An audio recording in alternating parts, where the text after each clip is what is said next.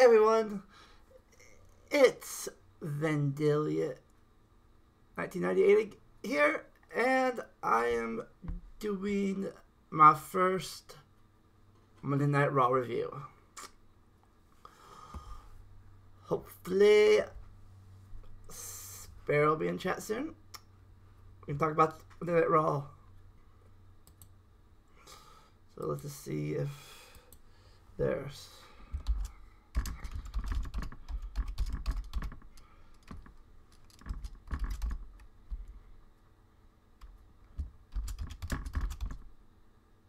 Hey, Sparrow. So, what happened? The show started out with... Oh, nice. See, this Sparrow can help me with this. The show started out with Alexa Bliss doing her little promo thing and working up her friendship with Mickie James. When Asuka showed up and got in her face, which means I'm guessing they're going to go for an Alexa versus Asuka at Wrestlemania. At least that's what it looks like so far. Personally, I was hoping for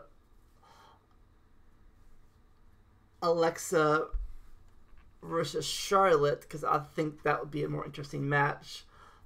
The Queen versus the Streak kind of thing.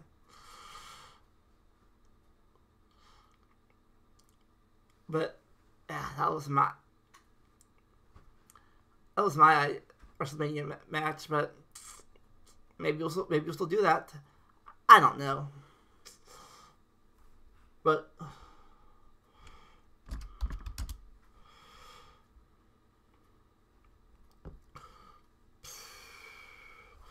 so, but then Nia Jax came out and they three-teamed Asuka,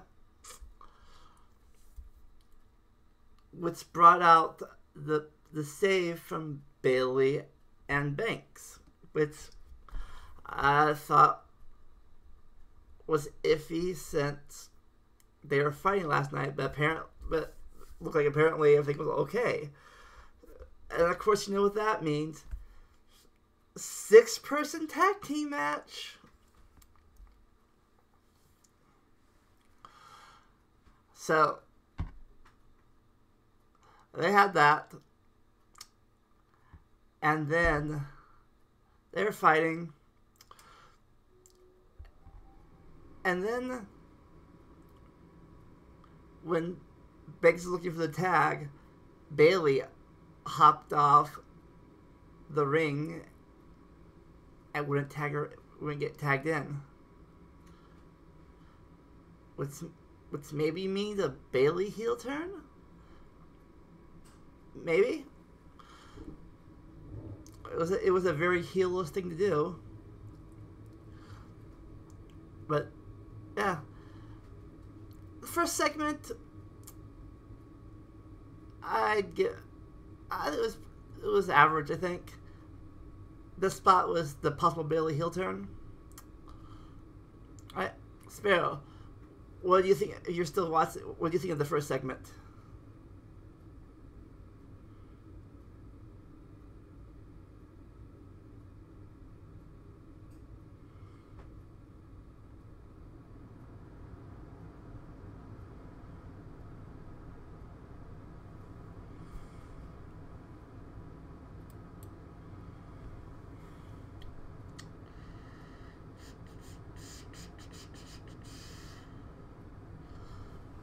The first segment was the 6-person women's match.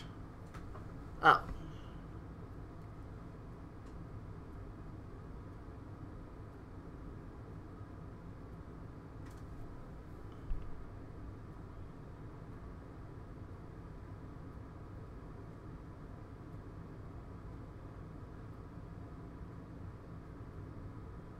Oh. Alright. I was hoping you could help me fill in some blanks because my memory failed me in some parts.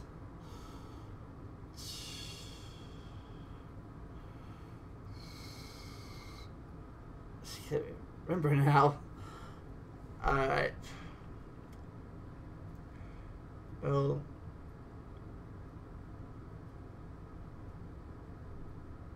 just like MarioTube.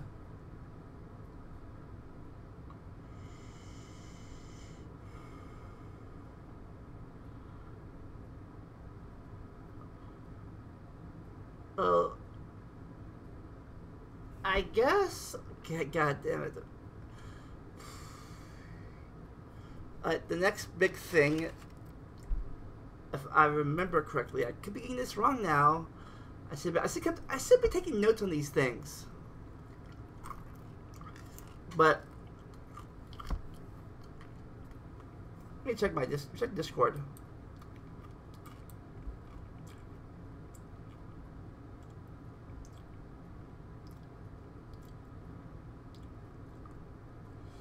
Oh,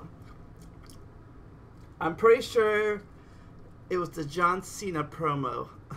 Yes, that's for tomorrow. That's for next time. Where Cena was all depressed about his no road to WrestleMania, and then he trolled the crowd by saying he was going to challenge the Undertaker, and then he brought back and said, "Nope, just kidding. That match can't happen." The crowd was actually cheering for it, but then he's like, "Nope, just kidding," or "Can't happen now." So he pissed people. I think pissed people off. I think because they were cheering for a second.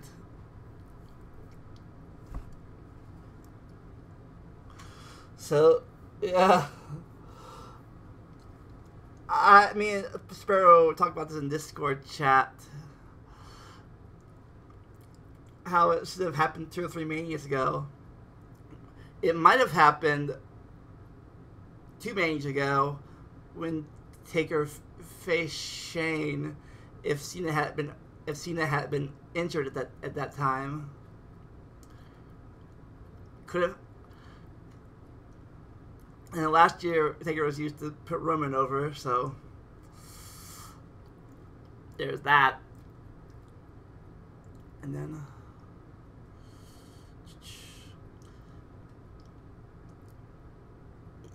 yeah, I think at 31, everyone wanted it to be Taker versus Sting instead of Taker and Bryan and Sting and Triple H. Yeah, and 32 could have been Taker and Cena then.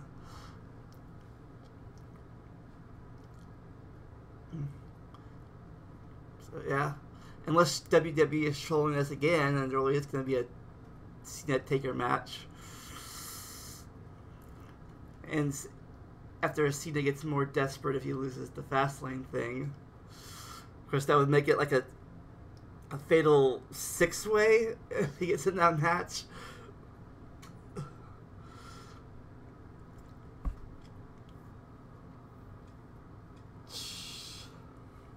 But yeah,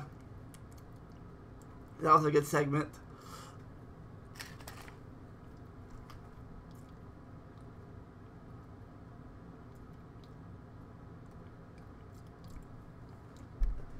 Then next segment, I believe, was the Bray versus the Heath Slater match, guest starring Rhino. Yeah, oh yeah, I do agree with that. If in my match, if they did do it, I would say to make, because you can't, because Undertaker is a legend, you can't have him lose for this match, but you also can't have him win because the old saying that you go out on your back. So I would say last man standing match, and neither man makes it up. So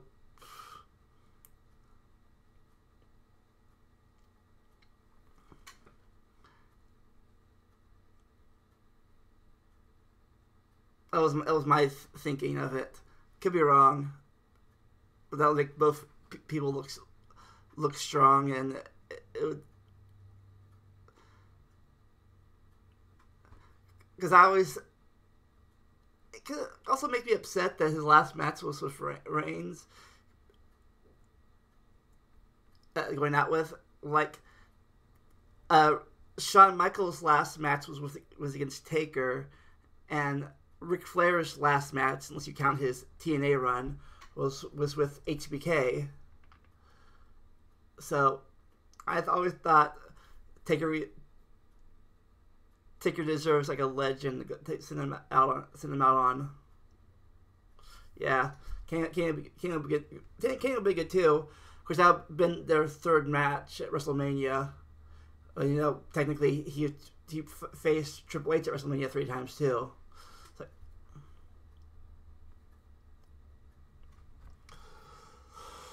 but yeah, next match was the Wyatt versus Heath Slater, and in my opinion, 2 years ago I like that the way like they had how I can't talk. I liked how they booked Heath Slater. They were just like him being not picked for the draft, him going back and forth between the brands to get picked, and the crowd was cheering for him. And then he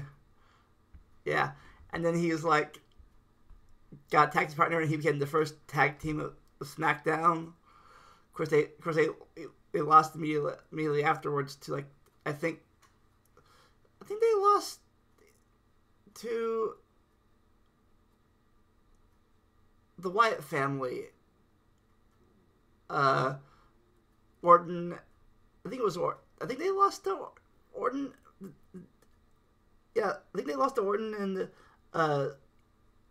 Wyatt back when they were doing that storyline. They had a bad payout last year, but yeah, he's back to being a jobber again. They dropped that storyline fast, but then Wyatt beat him, and then did this little Wyatt promo where he called out Matt Hardy again. And I don't know what his gimmick was in TNA. I never watched TNA. I didn't check that out, but now he has. I don't know if it's gonna get any better since he now owns the copyright to his character again, and all the stuff that goes with it. People on the internet say that it was good, and he can use it. It can be good too, but I don't know. It's still WWE, and maybe this is NXT. It might be good. And me and Sproul talk about this too. How NXT is different characters than WWE has because of different people controlling it. But maybe they will. I don't know.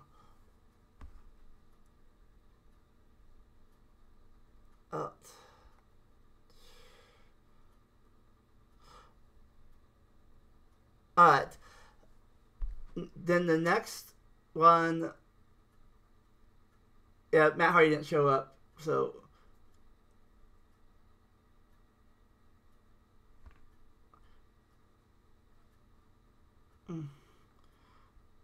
Was Miz doing his promo about how he's the star of the show, and the Universal Champion is second to him. Which I would have to agree to this point, since the Miz defends his belt more than Brock Lesnar does. I guess that's for a reason, but this is brought up later on in the thing. But then he gets beaten. He gets in a fight match with Seth Rollins and loses, and then he gets as soon as Seth Rollins was celebrating, Finn Balor came out and like stole the spotlight.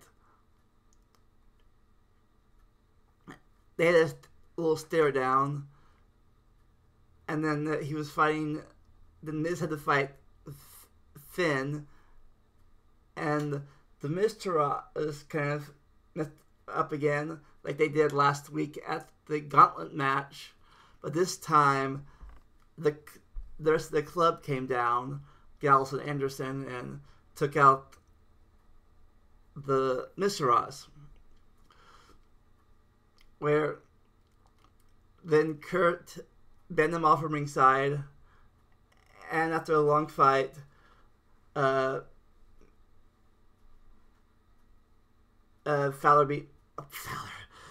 Balor beat Miz.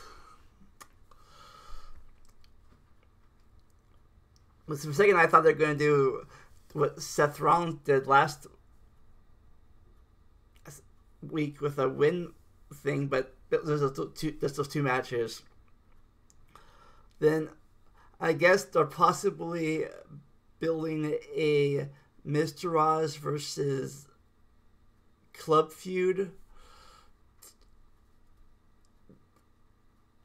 going into WrestleMania.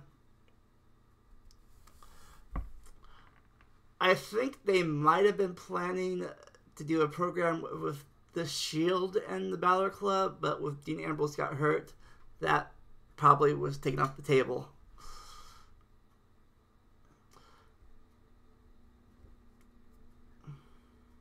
But then Seth Rollins challenged Miz to the Intercontinental title match at WrestleMania. I thought was good. Good to see what how he said he beat Miz, but Balor just beat Miz after he beat him, so it was a fluke win. Yeah.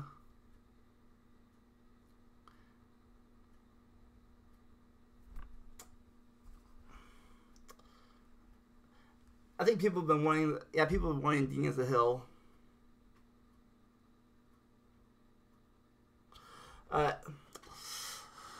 Next was the Roman Reigns moment, which I was looking forward to since I wanted to see how they're going to build this feud. And for the first time in a while, personally, I thought Roman Reigns actually had a good promo.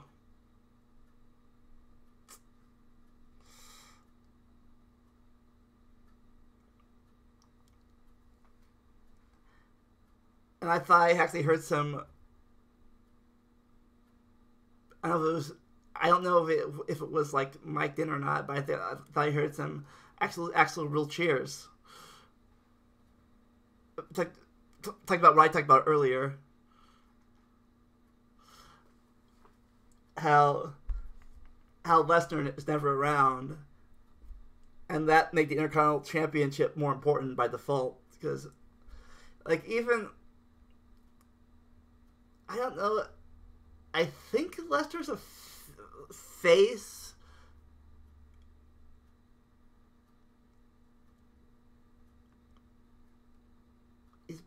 He's booked as a face, or just a neutral person.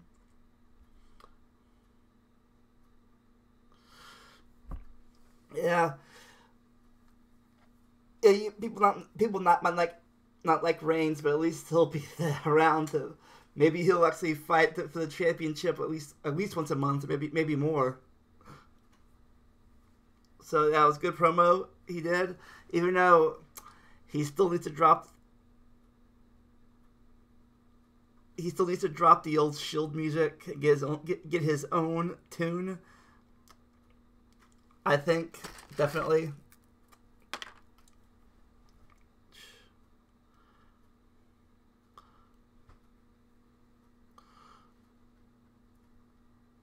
Yeah.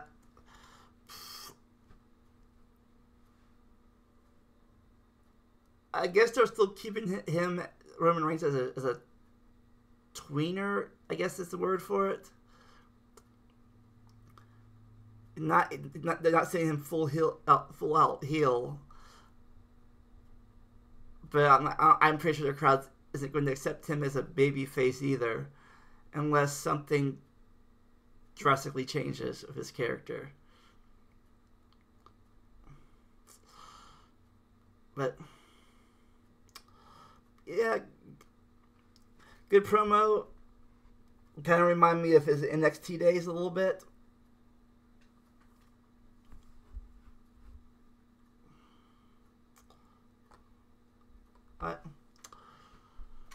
So yeah, like I said, you got some cheers there, so maybe it's working. We'll see how. But then again, we thought it was working when he beat Sheamus for the belt in 2015 after TLC, but then they botched his character, but then they botched it again. So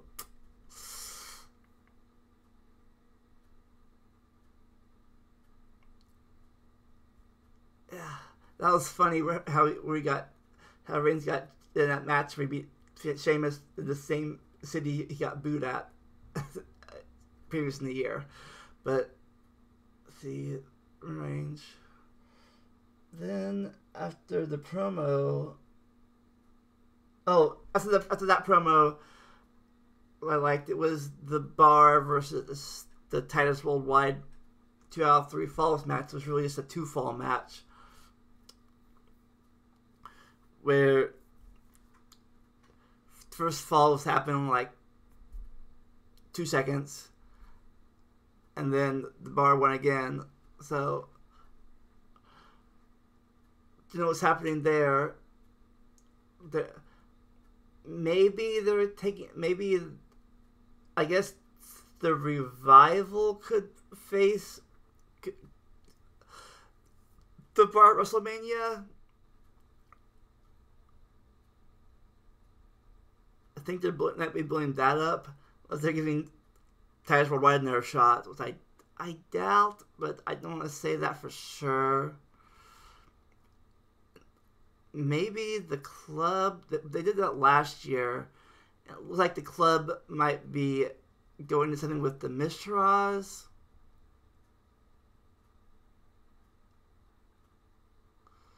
So that's a possibility. Especially if Balor's getting the Intercontinental feud with Miz and possibly Rollins.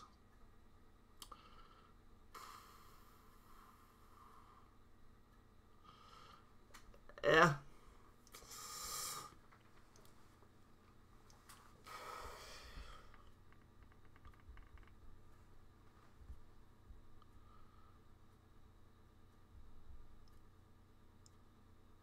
After the club match, there was Braun versus Elias, and I guess they're going with that feud in WrestleMania.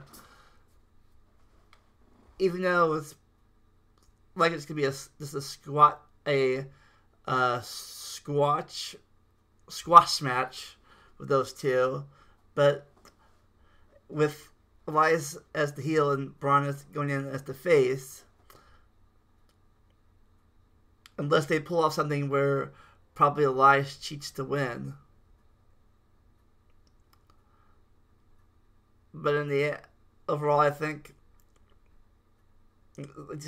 Braun's is going to squash Elias. Either way, somebody's momentum is going to get squashed. Either Braun's momentum or Elias's momentum. I'm probably thinking it's going to be. I think it's probably going to be Elias getting squashed. But And then finally, there, which we saw, finally, at the end of the match, we saw a limo, which we all knew who's not limo. And then finally, it was the apology between the Authority and Kurt Angle and Ronda Rousey, where they made Kurt apologize for saying what he did, and he did it. He apologized, and Ronda made Stephanie apologize for slapping her. That was funny. For a second, you thought Stephanie's gonna get in her face, but she's like, nope, I'm sorry. And people were trying to for her arm to get ripped out the socket, but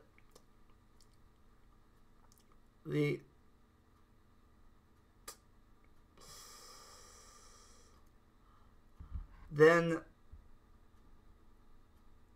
at the very end, Triple H attacked Angle out of nowhere, possibly setting up the Triple H match for WrestleMania. Because every year, like Undertaker, I guess Triple H, I'm guessing the Triple H match will be the Undertaker match. Every year they'll bring him out for WrestleMania, like they brought out Undertaker for a while now. I guess, as it looks like now, his current opponent will be Kurt Angle, possibly. Like last year it was Rollins, year before that was Reigns, year before that it was Sting, which I've seen my piece on that one. Year before that was Daniel Bryan. Before that was Lesnar. Before that was Undertaker. I forget who was before that. I think it might have been Sheamus. But like I said, yeah, I like Triple H might be a new Undertaker going from match to match. WrestleMania.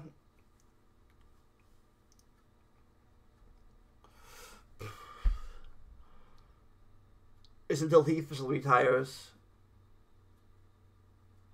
His body gets too broken up to do it.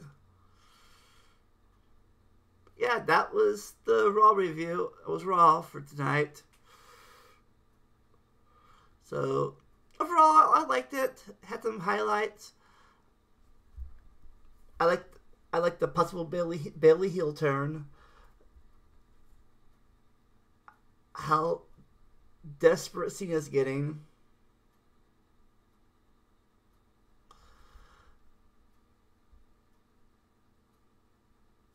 How he trolled the crowd a bit. Then Roman had a good promo. And other than that, it was just average, I think. But that was the show based on my memory of it. What do you all think? Stay so in the comments below. Thumb up the video and click the bell.